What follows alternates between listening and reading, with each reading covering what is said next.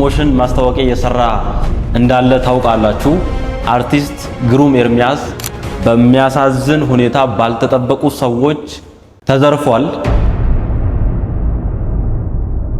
ጉዳዩ ምንድነው የሚለውን ዛሬ እንመለከታለን። እመኔ ነው ማለት ግሩም ኤርሚያስ እንኳን ችሎ ማይሰራውን ፊልም የቴዲ አፍሮ አልበም ከወጣ ሁለተኛ ሳምንት እየመጣ ነው። ነገር ግን እስከ ዛሬ ድረስ ዘፈኑ ያስከተለው ትኩሳት ከአዲስ አበባ ጎዳናዎች ላይ ዞር ሊል አልቻለም። የዳስታል መንፈስ ተወጋይ እኛ የወንጌል አማኞች ፓስተሮች፣ ጴንጤዎች፣ ፕሮቴስታንቶች የቀረ የለም። ድንኳን አንጥልም አይደለ? ድንኳን አንጥል። ድንኳን ለመጣል የተዘጋጃችሁ ካላችሁ እኔ የምለው የቴዲ አዲሱ አልበም ውስጥ መዝሙር አለ እንዴ? ከትራኮቹ መካከል ስንተኛ ላይ ነው መዝሙር ያለው? በጣም የምትወዷቸው ድንቅ የሆኑ ሌሎችም ወቅታዊ ቪዲዮዎች አሉ። ኩላሊቴን ሸጣሉ ያሉ አንድ አባስም መኖክሴ መጥተዋል።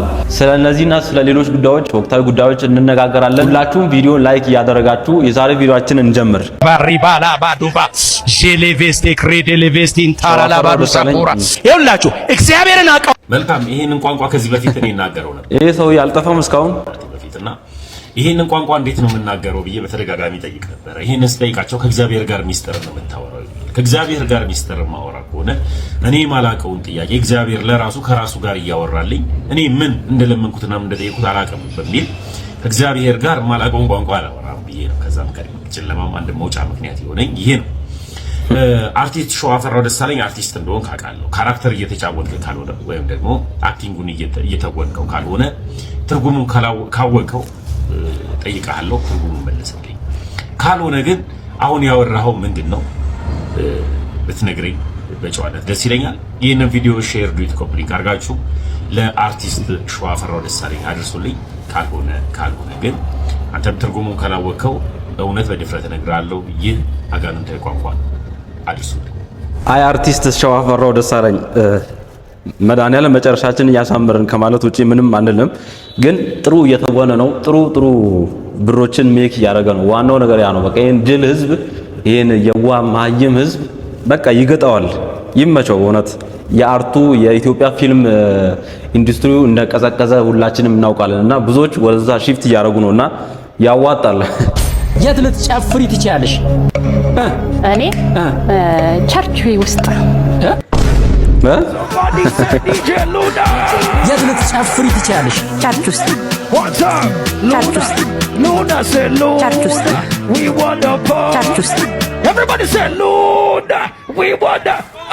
የት ልትጨፍሪ ትችያለሽ?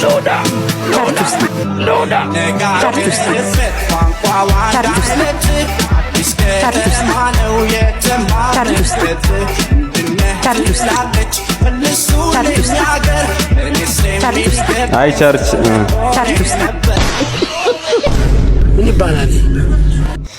ምን ይባላል? ይሄ እንግዲህ ቸርች ውስጥ ነው። አቤት እግዚኦ፣ አቤት እግዚኦ። ሜቢ ልባቸው ከተመለሰ በሚል ነው በእውነት እንዲህ አይነት ቪዲዮዎች ማውጣላችሁ። አረጉር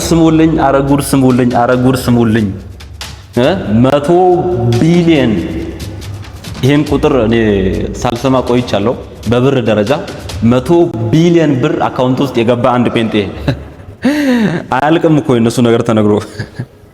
ሁለተኛ ቀን በሶስተኛ ቀን ብሩ አየሁት። ከዛ የባንክ ቤት እጅ ምንድነው ይሄ ሁሉ ገንዘብ አለ እንዴ ያለ። ምንድነው ይሄ ከቁጥር በላይ ነው፣ እኛ አንችልም፣ ቴሌብር ላይ ነው የገባልኝ። እዛ ጋም ሲሄድ ይሄ ሁሉ ችልን አንሰራም፣ ኮኔክሽን እስከሚመጣ ድረስ ጠብቅ ብሎ የጠበቁ ነው። ቴሌብር ማለት ነው። ኮኔክሽን እስከሚመጣ ድረስ ማሰራት አንችልም ወይ? ኮኔክሽን ሲመጣ ነው የምንሰራ እንጂ ምንድነው ይሄ ሁሉ ገንዘብ አለ እንደ በዚህ ሀገር አሉ። ደግሞ ማን እንደላከራ ስሙ ራሱ አጣ ኮምፒውተር ላይ ፈልገን። እግዚአብሔር ስራ በጣም የሚገርመኝ ነገር ይሄ ነው። በቃ በጣም የሚያስገርም ነገር ነው የእግዚአብሔር ስራ ማለት ነው። እኔ አላመንኩም የእግዚአብሔር ታምራት ይሁት እስከሪ ላይ ቁጥሩ ራሱ እቺ ያላምብ ማለት ሰው የሚሰራ ሰውዬ ማለት ነው። እግዚአብሔር ሰጪ ነው። ስንት ነው? ስንት 100 ቢሊዮን ነጥብ 56 ነው የሚለው። አንብቡት በደንብ 100 ቢሊዮን ነጥብ 56 ብሎ እኔ 500 ቢሊዮን 500 ሺህ ምናምን ብሎ ነው። ይኸው ስማ ከላይ ምንድን ነው ብሎ ዲር ተመስገን ይላል። አካውንት ይላል። የስ አንብበው እስኪ 100 ቢሊዮን 568 ሚሊዮን 297 አረ ጉድ ምን አይነት ጊዜ ደረሰ በእናታችሁ። የኳላ የምትመለከቱ ወንድማችን እንግዲህ በ100 ቢሊዮን የሚቆጠር ብሮች እንግዲህ ወደ ስልኬ ገብቶልኛል፣ ድንገት ቴክስት ተደርጎልኛል ብሎ ተናግሯል። ምስክርነት ሰጥቷል በአንድ የሃይማኖት ስፍራ። የገባልኝም ገንዘብ እጅግ በጣም ብዛት ስላላቸው ዜሮዎቹ እጅግ በጣም ስለበዙልኝ ለመቁጠር ብዙ ሰዎች ተቸግሯል ብሏል። የብሩ መጠን እንግዲህ ኳላ የምትመለከቱት የብር መጠን ነው። ቴክስቱን እያሳየ ነው እንግዲህ እንደምትመለከቱት 100 ቢሊዮን ያለው ነገር ግን ዜሮዎቹና ቁጥሮቹን ስቆጥሯቸው ከ18 እና ከ17 በላይ ናቸው ቁጥሮቹንም ቆጥረን እንግዲህ የዜሮ መጠናቸውን ስንመለከት የቢሊዮን 9 ዜሮዎች ብቻ ነው ያሉት። እሱ ግን ተላከልኝ ብሎ ሜሴጁን ያሳየው የብር መጠን እንግዲህ በሁለቱ መካከል ነው ማለትም በኳድሪሊየን እና በኳንቲሊየን ለመጀመሪያ ጊዜ ነው ቁጥር ስጠራው ነው ማይዘው። እናም የግለሰብ ተላከልኝ ያለው የብር መጠን እንኳን እኛ ኢትዮጵያኖች አይደለም እንደ ጠቅላላ ኢትዮጵያኖች አይደለንም በአለም ላይ ቁጥር አንድ ባለ ሀብት የሆነው ኢሎን መስክ ራሱ ይሄንን የብር መጠን የለው። አይኖ ረዳለው ፈጣሪ ነው ገንዘብን የፈጠረውና ይሄን ነገር ለማድረግ ለሱ አይከብድም። ነገር ግን በዚህ መልኩ ሃይባ ያጣው ስራ መሰራቱ እጅግ በጣም ነው የሚያሳዝነው። የነስ ብዛት ባለው ሰው መካከል ለዚህ ምስክር የሚሰጡና ምስክርነቱን የሚሰሙ ሰዎች ለማጣራት ጊዜ የላቸውም ወይ? እንደዚህ አይነት ቁጥር ለምንድን ነው የሚደፍሩት? በዛ ዙሪያ ያሉ ሰዎችና የሚከተሉት ሰዎችስ አሚን ብለው የሚቀበሉ ሰዎች እንዴት ይሄንን ነገር ማገናዘብ አቃታቸው? እንደዚህ አይነት ተግባሮችስ ማለትም ብዙ ሰው በሆነ ወቅት ፋይናንሻል ኒድ ባለበት ጊዜ እንደዚህ አይነት ተግባሮች ምን ያህል ሰዎችን ሊያሳስቱ ይችላሉ? ይሄንስ ነገር እንዴት ተመለከታችሁት የሚለውን ኮሜንት ላይ አስቀምጡልኝ። ይገርማል። ስህተት ሊፈጠር ይችላል በእንደዚህ አይነት አጋጣሚዎች። ነገር ግን ያንን ነገር ቀርጾ ከእንደገና ሶሻል ሚዲያ ላይ ፖስት ማድረግ ራሱ ብዙ ሰዓት ነበር ሪላይዝ ለማድረግ ይሄንን ነገር ስህተት መሆኑን ለማመን ማለት ነው። ነገር ግን ብዙዎች ካላቸው ድፍረት የተነሳ እንደዚህ አይነት ተግባሮች ያረጋሉ። እጅግ በጣም ኃይል ይባል የሚገባው ነገር ነው። ሐሳባችሁ ኮሜንት ላይ አስቀምጡልኝ። በጣም ነው የገረመው። አንድ ቀን ቪዲዮ ሰራላችሁ ይሄ ህዝብ የዛሬ 100 ዓመት አይነቃም ብያችሁ ነበርና ኮሜንት ላይ እናንተ አረማችሁኝ። እውነት እግዚአብሔር ይስጣችሁ፣ አረማችሁኛል። ያረማችሁኝም አረ ዲያቆን ምን ሆነ ነው 100 ዓመት 200 ዓመት ራሱ ይሄ ህዝብ አይነቃም ብላችኋልና ያሳዝናል፣ በእውነት ያሳዝናል። እግዚአብሔር በቃ ምንም የምለው ነገር የለም። 100 ቢሊዮን ብር እቺን ቪዲዮ እስቲ ላሳያችሁና ቀጣይ ማሳያችሁን ቪዲዮ አለ። የሰማዕቱ የቅዱስ ጊዮርጊስ ወዳጆች ይህ ቪዲዮ እንዳታሳልፉ። እኛ ቤተ ክርስቲያን ይሰራ ስንል ለማኝ አሉን። ለማኞች ተንበርክካችሁ ትለምናላችሁ። ስለ ቤተ ክርስቲያን አይደለም ዝቅ ብሎ መለመን አደባባይ ላይ ልንሰቀል እንችላለን። የተዋህዶ ልጆች ሁላችሁም ኮሜንት ላይ 23 ጊዜ ቅዱስ ጊዮርጊስ ቅዱስ ጊዮርጊስ ቅዱስ ጊዮርጊስ በሉ። የሰማዕቱ ወዳጆች ሰማዕቱ መቼም ያላማለዳችሁ። እስከዚህ ካየን ይበቃናል። እስቲ አንድ መርጌታ የቤተክርስቲያን ሊቅ ናቸው ያነሱትን ሐሳብ እስቲ ላሰማችሁ። ይሄን ቪዲዮ እንዳታሳልፉት ባለማየተቦች ኦርቶዶክሳውያን፣ የእመቤቴ ወዳጆች ኮሜንት ላይ 21 21 እያላችሁ የሚካኤል ወዳጆች 12 12 እያላችሁ ጻፉ። የምታዩት ቤተክርስቲያን በዚህ መልኩ ፈርሶ የቲክቶክ ነጋዴዎች፣ ድንጋይ ተሸካሚዎች አባቶችን ልብሰ ተክህኖ አስለብሳችሁ ድንጋይ የምታሸክሙ ከቤተ ክርስቲያን ኮሚሽን የምትበሉ ሰዎች ያልፈረሰ ቤተ ክርስቲያን ቆርቆሮ ነቅላችሁ ግድግዳ ደርምሳችሁ ቪዲዮ ቀርጻችሁ የምትለምኑ ቲክቶከሮች በማስረጃና በመረጃ ማለት ነው እመጣባችኋለሁ። እሱን የምናየው ይሆናል። ውድ ቤተሰቦቼ እንግዲህ እንዲህ አይነት ቪዲዮዎችን ብዙ ቪዲዮዎችን አይታችኋል። ሜቢ እናንተም ብርም ሰጣችኋል ብዬ አስባለሁ። ግን ከጀርባ ምን ሰማው ነገር ከጀርባ የሚደረገው ነገር ይሰቀጥጣል። ውድ ቤተሰቦቼ ይሰቀጥጣል። ለዛሬ ሐሳቡን በእንዲህ አይነት መልኩ ትንሽ እንትን ልበልና በቀጣይ በመረጃ ሰፊ ጊዜ ሰጥቼ እመጣበታለሁ። አሁን እኒ መርጌታ ናቸው የቤተክርስቲያን ሊቅ ናቸውና እሳቸው ያመጡትም አሳማኝ መረጃ ስላለ ከጀርባ የሚሰራውን ነገር አብረን የምንመለከት ይሆናል። ግን ተጠንቀቁ እባካችሁ የምታምኑትን ሰው ብር የምትሰጡትን ትራንስፌር ስታደርጉ በጣም ተጠንቀቁ። በቃ በጣም ሌቦች አጭበርባሪዎች በዝተዋል። በቃ ካባ ለብሰው የቤተ ክርስቲያን ሰው መስለው ብዙ ዘራፊዎች አሉ። በእውነት ኩላሊቴን ይሸጠዋለሁ ምገዛ ሰው ከላይ የምትመለከቷቸው አባት ኩላሊቴን ሸጬ ቤተክርስቲያን ማሰራት ፈልጋለሁ፣ ውሸት ነው ካላችሁ ደውሉልኝ ወስኛለሁ እያሉ ነው። የኔ አባት ኩላሊቶትን ሸጠው የሚያሰሩት ቤተክርስቲያን ለጽድቅ አይሆኑትም። እንደዛ አይነት ስርዓተ ቤተክርስቲያን የለም። የመጀመሪያው ማለት ነው። እንዲህ የሚያስብል ደረጃ ተደርሷል ወይ አላውቅም። በዋነኝነት ቤተክርስቲያናችን ምን ላይ መስራት አለባት፣ እንዴት መስራት አለባት የሚለው ላይ አመላካች ነው። ሁላችሁም በደንብ አድርጋችሁ ስሙኝ። በጣም በኢኮኖሚ የተቸገሩ አገልጋዮች አሉን። አገልጋዮቻችን በኢኮኖሚ በጣም ዝቅተኛ ናቸው። ልጆቻቸውን ለማሳደግ እንኳን የሚቸገሩ አገልጋዮች አሉ። ለምን? እያገለገሉ ነው። ያገለገሉበት የሀገሪቷን ሁኔታ ያለውን የገበያ ሁኔታ ያማከለ ክፍያ ተከፍሏቸው ለምን እንደማንኛውም ትልቅ ስራ ኑሮት ቤተሰቡን በስርዓት እንደሚያስተዳድር ኢኮኖሚውን በደንብ መያዝ እንደቻለ ሰው ለምንድን ነው አገልጋዮች እንደዛ መሆን የማይችሉት? መሆን አለባቸው። እንደዛ ስለማድረግ ምን ያስፈልጋል? ሌብነት መቀነስ፣ በሙስና በጉቦ የተጨመላለቀውን አሰራር ማጥራት፣ አንድ አገልጋይ ለመቀጠር መመረጥ ማለትም መሾም ቤተክርስቲያን ወስና የሾመችው ይሁን፣ ከዛስ ለቦታው ለሚያስፈልገው ነገር ብቁ ይሁን። ገንዘብ ያመጣው በገንዘብ የመጣ ሹመት በገንዘብ የመጣ ቅጥር እስካልቀረ ድረስ እግዚአብሔር ሲታረቀናል ወይ ጥያቄ ነው። ስለዚህ እሱ መስተካከል አለበት። ሁለተኛ አላስፈላጊ የሆኑ ወጪዎች እየወጡ ይሄው አሁን እኛ አባት እያሉ ነው ያሉት ገዳማችን ምንም አይነት መሰረተ ልማት አልተሟላም፣ ህንጻ ያስፈልገናል፣ በሚያፈስ መቅደስ ውስጥ ነው ያለ ነው እያሉ ነው። አንዳንድ ትላልቅ ደብር ለሻማ ማብሪያ በመቶ ሺዎች የሚቆጠር እቃ ይገዛል ለሻማ ማብሪያ እዛ ጋር። ይሄ ግን ብዙ ቀዳዳ ይሸፍናል። ቢያንስ የሚያፈሰው ጣራቸውን መቀየር ይችላል። አያችሁ ልዩነታችን። ለአንድ ቤተክርስቲያን በአንድ ቤተክርስቲያን ውስጥ ያለን እስካይመስለን ድረስ በገጠር ያለው ችግር በከተማ ውስጥ ያለው ደግሞ መቀናጣት ትንሽ ግራ ይገባልና ስራ እንሰራም ወይ ቤተክርስቲያናችን ያላትን አቅም ወደ ኢኮኖሚ አትለውጠውም? ኢኮኖሚው ላይ መስራት እንድትችል አያደርጋትም ወይ? እስከመቼ ነው በድህነት? እስከመቼ ነው በልመና እጃችሁን አውጡ፣ እጃችሁን አስገቡ፣ ያዛችሁትን አውጡ፣ ሁሉንም ስጡ፣ ባመጣችሁት ልክ ትባረካላችሁ በሚል መድረክ አድማቂ የምንቀጥለው ጥያቄ ነው።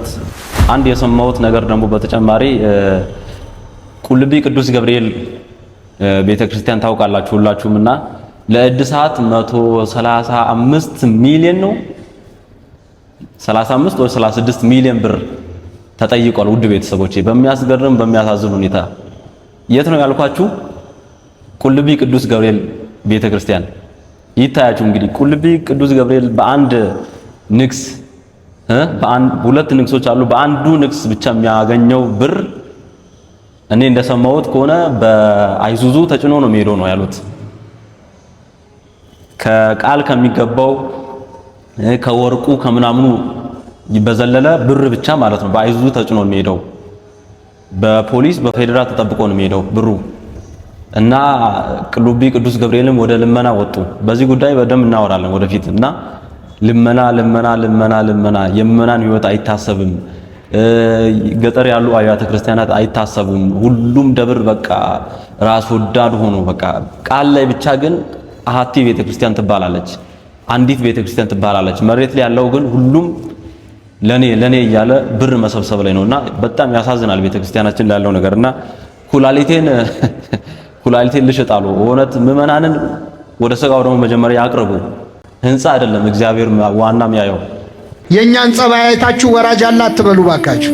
እንደው እዚህ ያለው ህዝብ በሙሉ በአንድ አውሮፕላን ተጭኖ እና አሁን እንደው በረራው ላይ ልውሰዳችሁ እየሄድን እያለ አውሮፕላኑ ላይ ምግብ ምናምን የሚያቀርቡ የሚያስተናግዱ ሰዎች አሉ አይደል? አውሮፕላን ውስጥ እንደው ቢገላምጧችሁ ቢያመናጭቋችሁ እዛ አውሮፕላን ውስጥ ወራጅ አለ ትላላችሁ? መልሱልኝ። አንጀት እያረረ ቁጭ ነው የምትለው አይደል? አዎ በረራው እስኪጠናቀቅ ቁጭ ትላለ። ቤተ ክርስቲያን እንደ አውሮፕላኑ ናት። ምዕመናን እምትወስደን ወደ መንግስተ ሰማያት ነው። አስተናጋጆቹ እኛ አገልጋዮቹ ነን። የኛን ጸባይ አይታችሁ ወራጅ አለ አትበሉ ባካችሁ። ይገለጣል። ትልቁ ነገር ይሄ ነው። በእነዚህ ሌቦች ምክንያት ከቤተክርስቲያን መራቅ የለብንም። ልቤን የበለች አንድ ሕፃን ልጅ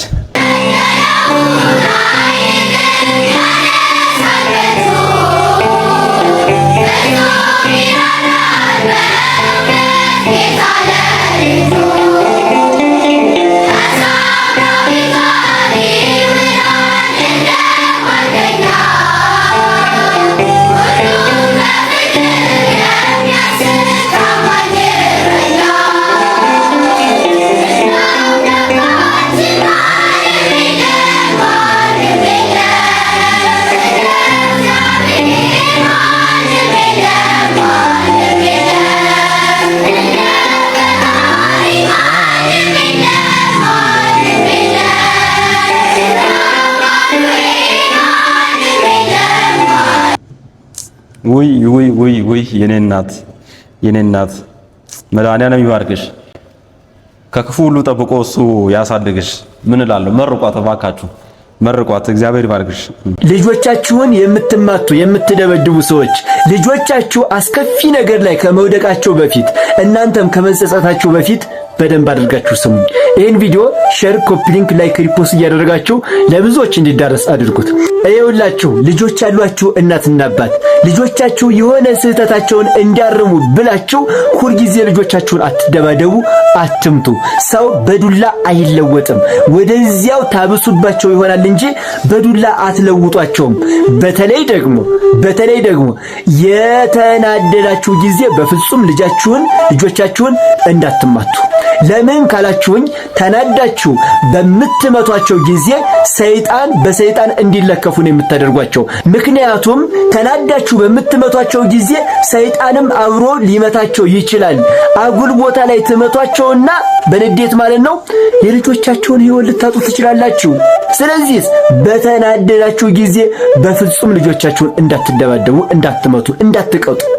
ኋላስ ምንድነው መፍትሄው? ምን እናድርግ ካላችሁ የመጀመሪያ ልጆቻችሁን በደንብ አድርጋችሁ ምከሯቸው። ምክር ከዱላ በላይ ሰውን ይለውጣል። ምከሯቸው በደንብ አድርጋችሁ ማታ ቁጭ አድርጋችሁ ልጆቻችሁን በደንብ ምከሯቸው።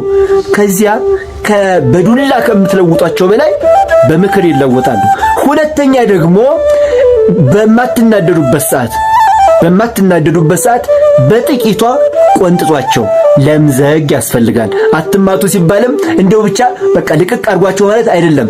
በማትናደዱበት ሰዓት፣ በተረጋጋችሁበት ሰዓት፣ አይምሯችሁ ባልተናደደበት ሰዓት ማለት ነው ቆንጠጥ ልጅን ያስፈልጋል። ነገር ግን በምትናደዱበት ሰዓት በፍጹም ልጆቻችሁን እንዳትደባደቡና በሰይጣን እንዲለከፉ እንዳታደርጓቸው። ምከሯቸው፣ የተወሰነ ቆንጥጧቸው። በምትናደዱበት ሰዓት ልጆቻችሁን አትደብድቡ። ተግባብተናል? ከተግባባን አዎ እያላችሁ ኮሜንት ላይ ጻፉ። ቃልዮት ያሰማልን ወንድማችን ድርግሚት። ውድ ቤተሰቦቼ የቴዲ አፍሮ ከተለቀቀ አንድ ሳምንት ሁለተኛ ሳምንት እየመጣ ነው። አንድ ሳምንት አልፏል። ለምን እንደሆነ ምክንያቱም ባላወቅንበት ፓስተሮች፣ ፕሮቴስታንቶች መንገድ ላይ ቸርች ላይ ስለ ቴዲ አፍሮ አልበም እያወሩ ነው። ድንኳን አንጥልም አይደለ? ድንኳን አንጥል። ድንኳን ለመጣል የተዘጋጃችሁ ካላችሁ ድንኳን አንጥል። እኛ ታላቅ አገር ይኖረን። እኔ እንደ ድሮ እንዲኖርም አልፈልግም። እኔ ፊውቸር ነኝ የእውነት ማለት ልጄ እንደኔ እንዲኖር አልፈልግም። እንደኔ ስል አዎ ጥሩ ነው እኔ አሁን የምኖረው በቃ እሱን ነው አይደለም። ልጄ ስለ አገሬ ማለት ነው፣ ትውልዱ ማለት ነው። ኢትዮጵያ እንደ ትናንት እንደኖር ነው እንኑር እንዴ? እንኑር። ትናፍቃላችሁ? እኔ በበኩሌ አልፈልግ። እኔ የምለው የቴዲ አዲሱ አልበም ውስጥ መዝሙር አለ እንዴ? ከትራኮቹ መካከል ስንተኛ ላይ ነው መዝሙር ያለው? ምን ነው ፓስተሮች በየቸርቹ እንዴ ምንድነው? በጣም እኔ እያያችሁት ነው። ግን በጣም ብዙ ፓስተሮችና ነቢያት ያውም በሚዲያም እንዲሁም በቸርች ውስጥ ምናምን ስለዚህ አልበም በጣም ብዙ ነገር እያወሩ ያው እየተቃወሙ ምናምን ማለት ነው። ምንድነው የሆነ የቆየተ እምነት ስራ አለው እንዴ አልበሙ ማለት ምንድነው? እንደዚህ መንፈሳዊ ስራ ነው እንዴ? ምንድነው ይሄ ነገር አልገባኝም። እኔም እኛም አልገባንም። ወንድሜ አቡ እንግዲህ ሜዳ ላይም ቸርቻቸው ውስጥም ስለ ቴዲ አንደበታቸው አላረፈም። እስካሁን ድረስ ከተለቀቀ ቆየ አልበሙ እስካሁን ድረስ አላረፉም። እስቲ ይችን ቪዲዮ የዳስታን መንፈስ ተወጋይ እኛ የወንጌል አማኞች እኛ ሕያዋን ስላለ ኢትዮጵያ ሀገራችን አልሞተችም፣ ወደፊትም አትሞትም። ኢየሱስ ሕያው ነው። እኛም ሕያዋን ነን። አይ ጴንጤ የዳስታን መንፈስ ተወጋይ እኛ የወንጌል አማኞች ሕያዋን ነን። እኛ ሕያዋን ስላለ ኢትዮጵያ ሀገራችን አልሞተችም፣ ወደፊትም አትሞትም። ኢየሱስ ሕያው ነው። እኛም ሕያዋን ነን። እሺ ጴንጤ ዘፈን አይሰማም አይደለ? በደንብ ነው እንጂ የምትሰሙት። ይሄው የዳስጣል መንፈስ የተወጋ ይሁን እያለ የቴዲ አፍሮን 18ቱንም አልበም ኮምኩሞ መጥቶ እዚህ ጋር መጥቶ እየተቃወመን ያለው እንደምታዩት ማለት ነው። በነገራችን ቴዲ አፍሮ ስለ ፕሮቴስታንት አልዘፈንም እንድታውቀው ያህል ማለት ነው። እዚህ ጋር መጥቶ የሚያስጮህ ምንም አይነት ምክንያት የለም። ፖለቲካዊ አድርገው ኢሹን ካልወሰድከው ማለት ነው። ኢትዮጵያ ደግሞ ምናልባት ነው የሞተች እየከሰረች ያለችው እናንተ አይነት መሰሎቹ አጭበርባሪ ዱርዬዎች ወንጌላውያንን የሚሩ ወንጌላውያን ሐሰተኛ ነቢያት ኢትዮጵያ ውስጥ ከተሰማሩ በኋላ ነው ኢትዮጵያ እንደ ሀገር እንደ ኢኮኖሚ እየከሰረች ያለችው ማለት ነው። ሐሰተኞች ከተሰማሩ በኋላ ነው። ይሄ ሊታወቅና ሊሰመርበት ይገባል። እግዚአብሔር ልቦና ያስጣችሁ። ለማንኛውም በዚህ ጉዳይ ላይ ከዚህ በላይ ምንም ማለት አልፈልግም። ዘፈን አንሰማም ብለው እንዴት እንደተቃወሙ ታውቃላችሁ። እንግዲህ የቴዲን አንጠብቅም የቴዲን ዘፈን ምናምን ብለው ከመለቀቁ በፊት እንዴት እንደጮሁ እናውቃለን። ነገር ግን አሁን ከተለቀቀ በኋላ እያንዳንዷን ነገር ሰምተው ትርጉሙንም ገብቷቸው ተረድተው መቃወም ጀምሯልና ያው አስመሳዮች ውሸታሞች እንደሆኑ እናውቃለን። አዲስ አይደለም። ያው አንሰማም ይላሉ እንጂ እንደሚሰሙ ባለፈው ቪዲዮ ላይ ተነጋግረን ነበር። ልቦና ይስጣቸው። ስለ አርቲስት ግሩም ኤርሚያስ ቅድም ያልኳቸው አንድ ነገር ነበርና በትወና እንግዲህ የበለጡት ሰዎች ተገኝተዋል። ውድ ቤተሰቦች እቺን ቪዲዮ እንመልከት። ኦርቶዶክሳዊ ከሆንክ እመነኝ፣ ይህንን ቪዲዮ ካየው በኋላ ኮሜንት ሳጽፍ አትወጣም። እመኔ ነው የምልህ። ግሩም ኤርሚያስ እንኳን ችሎ ማይሰራውን ፊልም ነው ማሳይ። ብራዘር ተከታተለኝ። ስለ ጸለይክ አይደለም፣ መልካም ስራ ስላለ ስለ ጾምክ ስለ ጸለይክ አይደለም። ኢየሱስ የወደደ ሁለተኛውንም ላሳየህ።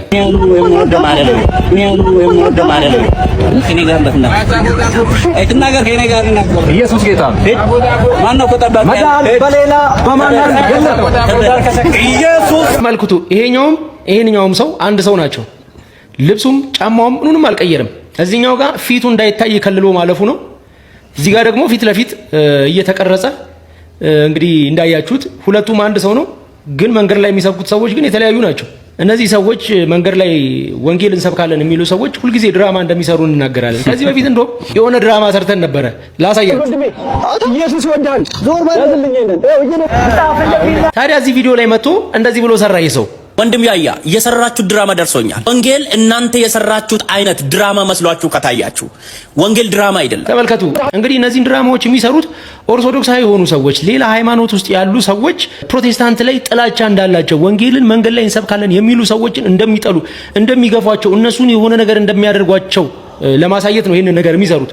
ግን እርስ በርሳቸው ፊልም ነው የሚሰሩት። እነዚህ ሰዎች ተደራጅተው ነው ፊልም የሚሰሩት። እነዚህ ሰዎች ጓደኛሞች ናቸው። አብዛኞቹ ብዙ ጊዜ አብረው ነው የሚሰሩት። ስለዚህ የሆነ ሰውንም እንዲሁ ይተናኮላሉ። ከገጠማቸው ያንን ሰው ቪዲዮ ይቀርጻሉ። ማንም አይጠይቃቸውም። የአንድን ሰው ፕራይቬሲ ተጋፍተው ምንነቱ ሳይጠየቅ ቪዲዮ ተቀርጾ ፖስት ይደረጋል። ስድቦች ፖስት ይደረጋሉ። ተመልከቱ። ኢየሱስ ጌታ እንደምትመለከቱት ጥርት ባለ ድምጽ ከሩቅ ተመሳሳይ ያልሆነ ቦታ ላይ በቮይስ ኦቨር ጭምር እየሰሩ ራሳቸው እየተሳደቡ እንግዲህ እነዚህ ሰዎች ሌላ ሃይማኖት ኦርቶዶክስ ሃይማኖት ከኦርቶዶክስ ውጭ ያሉት ሌሎች ሃይማኖቶች እነሱ ላይ ጥላቻ እንዳላቸው እንደሚሳደቡ ባገኟቸው ቁጥር ለማሳየት ብዙ ፊልሞችን ይሰራሉ። እንግዲህ ከፊልሞቹ ሌላኛው ይሄ ነው። ተመልከቱት። ኢየሱስ ክርስቶስ ያስመልጣል። ኢየሱስ ይወዳል። ኢየሱስ ያስመልጣል። ኢየሱስ ክርስቶስ አዳኝ ነው። ኢየሱስ አንድ ሰው እንግዲህ ብርጭቆ ይዞ ታክሲ ተራ ላይ እየጠጣ ማለት ነው። ታክሲ ውስጥ እየጠጣ ሊሄድ ነው። እኔ አንዳንድ ጊዜ ነው ማለት እናንተ ከየት አካባቢ ነው የመጣችሁት ማለት እኛን ህዝቡን እንዴት ነው የምታዩት? ጴንጤ ከሆንክ ይሄንን ቪዲዮ እርግጠኝነት ሼር ታደርጋለህ። ለምን እነዚህ ሰዎች የማይወክሉ ከሆነ ትናገራለህ ማለት ነው። ይወክሉኛል ካልክ ተመሳሳይ ነህ፣ አይመለከተኝም ነው ማለት። መንገድ ላይ አቧራ ላይ እንበረከካሉ፣ ዝናብ ላይ ምናምን በቃ አለ አይደል? ይሄንን ፊልም የሚያምን ሰው አለ። እውነታቸውን ነው እኛን ይጠሉናል ብሎ የሚያስብ ሰው አለ። መንገድ ላይ በተለይ መስቀል እንደዚህ ያደረገ ሰው ሲያዩ ሄደው ይተነኩሳሉ። ካህናት የጠመጠሙ ቆብ ያደረጉ ካህናት ላይ ይሄንን ሁሉም ሰው ያውቃል። አንድ ሰው የንግድ ቦታው ላይ ሄደ ሰዎች እንዳይመጡ እዛ ጋር ስፒከር አድርገህ አንተ ከሱ ጋር የተጨቃጨቅ ሰዎች እንዳይገዙት እያደረግ እንዴት ነው ያ ሰውዬ ካንተ ጋር ማይጣለው? ቢዝነሱን እያበላሸበት ከዛ ወንጌልን ጥላቻ ነው ብለህ ደግሞ እዚህ ጋር መተህ ትናገራለህ። በዚህ በዲጂታል ዓለም መሀል አዲስ አበባ ላይ መሀል ቦሌ ላይ የእናንተ ጩኸት እንደ ፌዝ ነው የሚታየው። እያንዳንዱ ሰው በስልኩ ላይ የሚያየውን ነገር በቤቱ በቲቪ ዋቴቨር የሚያየውን ነገር ውጪ ላይ ወጥተህ የምትጮህበት ስራ እንደማስፈታት ነው የሚቆጥረው። መሀል ከተማ ላይ ሱፍህን እየለበስክ መጮህ ከረብሻ የዘለለ ነገር የለውም። ይሄን አስረግጬ እነግራለሁ እና ፊልማችሁን አቁሙ ነው የምላችሁ። ይሄንን ነገር አንደርስታንድ ማታረጉ ሰዎች ስቲል ካላችሁ እኔ እናንተን ጭንቅላት እንግዲህ ምን እንደምለው አላውቅም። በፐርሰንትም ባስቀምጠው ስለሚከብድ ዝም ብለን ነው የምናልፈው። ግን ከዚህ በኋላ እንዲህ አይነት ድራማዎችን የምታየው ኦርቶዶክሳውያን የእውነት ድራማ እንደሆኑ መኑ ነው የምላችሁ። እና እዚህ ጋር ድረስ ከሰማኸኝ አጨብጭብ ነው የምልህ። ለድራማው አጨብጭብ ነው ብል በቃ። የዛሬ ቪዲዮአችንን በዚች ቪዲዮ እንቋጭ። እኔ ምንም አስተያየት አልሰጥም። እኔ ለ10 ደቂቃ ፕሮቴስታንት ሁንና የቢልጌት ሀብት ተሰጥቶ የማቱሳላ ዕድሜ ተሰጥቶ ትኖራለህ ብባል አላደርገውም። ማርያምን ነው የምላቸው። እማላደርገው ፕሮቴስታንቶች ወንድሞችን ስለምጠላ አይደለም፣ ሃይማኖትን ጠንቅቄ ስለማውቀው አምነዋለሁ። ያመንኩትን አውቀዋለሁ። እግዚአብሔርን ስለፈቀደ እኛም ምርጫችን ኦርቶዶክስ ስላደረግን እግዚአብሔር የተመሰገነ። ምንም ሌላ ነገር ሳልናገር የዛሬ ቪዲዮአችንን በዚህ እንቋጫለን። እንዲህ አይነት ከዚህ በፊት የሰራኋቸው ቪዲዮችን ለማየት ስክሪን ላይ የሚመጡላችሁ ቪዲዮ ክሊክ አድርጋችሁ እዛው እንገናኝ። መለየቴ ነፍሴን አድክሟታል፣ ወደ አንተ መልሰኝ እኔ መለሳለሁ። እውነተኛ ሰላም ያለው ከቤት ነው፣ እውነተኛ ሰላም ያለው ከቤት ነው፣ እውነተኛ ሰላም